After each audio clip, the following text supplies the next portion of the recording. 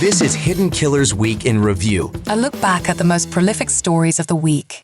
This is Hidden Killers with Tony Brueski. Here now, Tony Brueski. What I'm afraid of is that they're going to go after the surviving roommates. And I think that would be horrific for them. But it seems to be, if you look at the world of pro-burger folks out there, and there's not a lot, but there's a handful. Their reasoning oftentimes seems to land on them. And just because it was odd they didn't call 911. But if you actually look at the context of everything, of how this all played out, you get it. Like, these are young girls that, inexperienced in life and experienced in this sort of trauma. It's not crazy that things played out the way that they did. So you think she might be trying to go after the surviving roommate and maybe someone in her life that actually took the lives of the girls? I think that seems to be the only thing in my mind that they could possibly not credibly, because I think there's nothing to that. These are victims here, but they've already gone through so much. Yeah, I can't imagine that.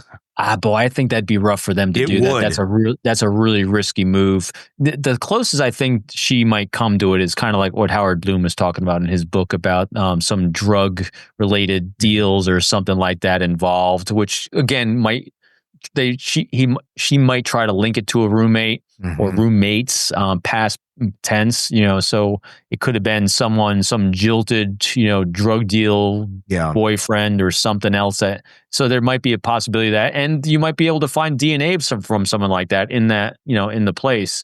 So I think I just hope they don't. A risky move, because you can't go after dead people. There's a lot of sympathy there. Yeah, it's that could vary. I think if you want to guarantee, again, I think there's already plenty of guarantees that he's going to be killed. Just the thumbs up picture alone, I think, sealed the deal. But if you go, I don't know other road they can go down. If you're trying to save this guy's life, or you're trying to introduce some sort of reasonable doubt, that seems to be the only road that some people seem to get tripped up on. Yeah, I agree. Reading Howard's book and everything else, that we've looked at, I think the only chance she has of reasonable doubt from what we've seen so far that's been released is that kind of idea of, because again, that pool party was the only time we saw any sort of potential linkage with anyone. And that pool party, drugs, it's a stretch, but again, if she's going for an ounce of reasonable doubt in one human being on that jury, that might be the only play. Or the drug thing. I guess there is an argument there. Something connected with maybe a parent of one of them, or their own behavior, their own. I know what you're talking about. Yeah, their own. I don't know if they were drug users. I have no idea. But if they were, if they did get some from some source, they're not there to testify. So you could basically blame the dead people and say, this was a big whole thing gone wrong. Kohberger has nothing to do with it. This was a bad drug deal. They're all dead. They can't testify to it. We don't know who the dealer is that did this, but this is what happened. And I don't know. It's a stretch, but look at the Karen Reed case where they went on the stretch of these people beat him up in a house with no evidence. So it's an interesting comparison. So this is why I think this is a hard one for defense to try to do using a drug angle here, because what you have is if there was drugs involved with the deceased girls and the boyfriend, the challenge there is there's an expectation of stupid college antics because the kids are in college. But these kids did not have, it's not part of what we've seen, part of their behavior arc of really bad. In other words, you're not dealing with drug addicts. You're not dealing with drug dealers from anything having to do with their backgrounds, their history, their arcs, their families. A little bit maybe, but you're not having anything pronounced, as opposed to the Karen Reed case where you have a long history of overindulgence of alcohol. That is very well documented. That's very well substantiated by numerous people, even by Karen herself. And so I think the difference here is the fact that this could easily be explained as a college one-off, one night after a football game, but it's not like been a prevalent arc in the victims' lives, and so I think that's a hard thing to press. It's a hard thing to press, and again, because you're not going to garner, I think, a lot of sympathy on the defensive side by trying to do that, because again, you're trying to taint an image of children. Yeah. That otherwise would have been healthy, beautiful kids growing up and moving on to the next phase of their lives, as opposed to adults in the Karen Reed case that have made life choices at that point to overindulge in alcohol systematically over a period of time. So I think it's a hard press. Well, they got to taint something like a nasty Easter ham that has been sitting in the fridge for 4 weeks. Otherwise, they got nothing. And that's what they're going to try and do. It seems. And the idea of it being a drug deal gone bad. Look, that sounds lovely if you're watching Breaking Bad, or you've watched a lot of, documentaries about MS-13 or something, where it's like, yes, that sort of shit can go bad, but it typically doesn't happen in a small Idaho town with 4 college kids who might have been getting weed or ecstasy or whatever the hell they were getting. I have no idea what they were getting, if anything at all. Those don't tend to go to that level of bad. There's none of these kids were sitting there like on a witness list to testify against some corrupt drug dealer somewhere where they have to get rid of these kids so they don't do that. I mean, that's not part of the story at all. And that's not really typically how any of this stuff works. Again, it's not like, MS-13 is their drug dealer, or something like that, where you would have this propensity for violence to this sort of extreme. Nor does it make sense to kill 4 different people that, they're not all doing the same things. They all had their own individual lives. Yes, some shared this home. One was just visiting. I mean, it doesn't add up at the end of the day. No, matter of fact, so as you're talking about that on this line of thought with the drug angle that the defense might be going for. So we've talked about, again, Kohberger's innocent until proven guilty, but if it is him, we've been able to point out very few flaws in his execution, because he executed this, if it was him, pretty flawlessly. But here's another one where I think he never planned for getting caught. And here's how also. He staked out, I still think he staked the house as a venue that he could conduct this. I don't think he chose the victims potentially because of who they were. I think it was a safe target for him to attack because of all these other factors. But the girls and sadly the boyfriend who happened to be there on a wrong night, they are beautiful people, meaning that they actually, their social profiles, their arcs, their friends, their relationships, their families, everything says that this alibi or this reason of someone coming in a bag drug deal doesn't fit them. No, they're not junkies. You're right. So in other words, think about this. If the house was the house it was, and the inhabitants of the house happen to be dirtbag junkies, well, then we have a lot more to work with if I'm defense. Yeah. But not these girls, not the boy. No.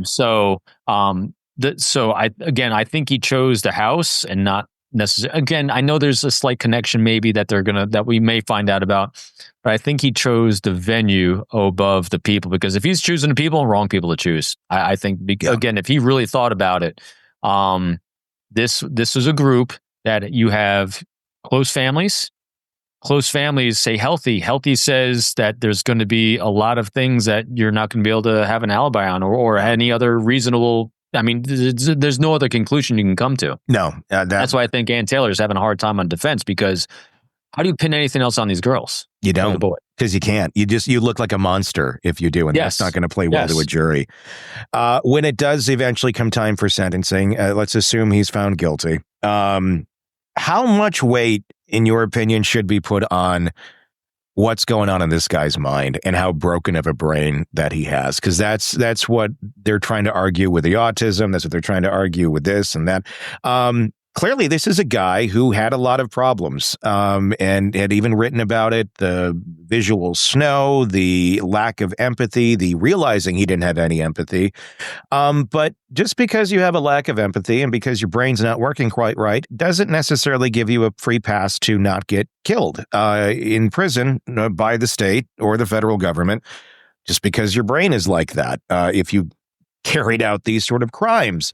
But that's something the government does, put into account when it comes to a capital case. How much should that be considered here in the idea of sparing Kohberger's life versus, look, you did this. Yeah, your brain's fucked, but we don't care. The world is better off without you. Yeah, I don't know. I think that's a tough question always. But here's what I do know. What matters is what the families want. Yeah. That plays a big part of it. And also just a knowledge of he can't be fixed. Yeah. This type of broken brain does not get fixed because, here's the only credit I'll give Kohberger. Again, innocent until proven guilty, was he tried hard for a lot of years to try to do something to fix the brain. He's very aware of it, and he couldn't fix it. Yeah. His dad, and family who seemed to love him dearly, tried. And when all these efforts for so long can't fix it, I don't think it's and I don't think it's a fixable brain. So unfixable brain, family desires, law.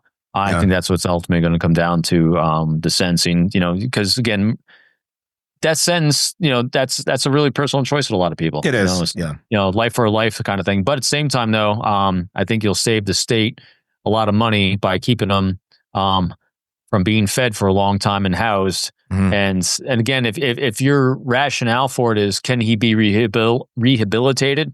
No. Can he ever be a contributor to society? No. It's more like, do you have grace on the dog that can only be an attack dog, and there's nothing else it can do because that's all it knows. And it's interesting. So again, these are questions just to think about that I don't think there's really answers for, and that is, are you doing him a service or a disservice by helping him end his life? Yeah. What will he experience? What's more cruel and unusual, leaving him alive or killing him? Yeah. I don't know. Those are just things to really think about and ponder. It's quick and easy to think, well, a life for life, and this is heinous what he did, absolutely, and so they should take his life. True, but what's greater suffering for him? I don't know. And I know a lot of people look at that. Well, it's much more suffering for that person to be behind bars and deal with the consequences for their actions. Not if they don't think they did anything wrong. Yeah, so here's the one. Yeah. So here's one factor that says to me, death sentence, and that is, people will want to come talk to him. Yeah, and thereby he will be the person he always wanted to be. This would prevent that. Yes. So if he is granted clemency and guilty, and he's not given a death sentence, he should be in isolation, never have contact with another human being again. I agree with that. I think the thumbs up picture is what sealed it for me. If in fact he did this and in the next morning he's sitting there, there's no need for you around anymore. There's no need for you around. Yeah, exactly. That's exactly right. Especially when being around will give you... Craving non-stop true crime updates? Press subscribe now and get the latest cases, analysis, and expert commentary delivered straight to your feed. Only from the Hidden Killers podcast and True Crime Today.